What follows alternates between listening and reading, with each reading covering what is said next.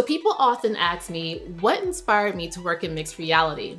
It all started in the summer of 2019. I was at an airport waiting for a delayed flight, so I decided to pass some time by going on Twitter to see what everyone was up to. During this time, it was Microsoft Inspire, and I happened to have saw a tweet where Julia White was demoing a real-time translation with a HoloLens. Julia speaking English, the person on the other end spoke Japanese, and I thought it was the coolest thing ever. So immediately I asked people on Twitter, what is this? How can I get started? What are some resources?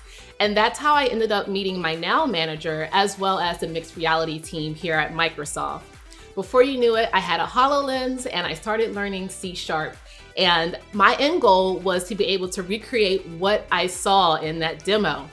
To this date, I've probably recreated that particular example a million times in so many of the projects that I've created.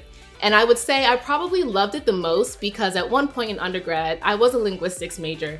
So I like to think that working with language is my thing.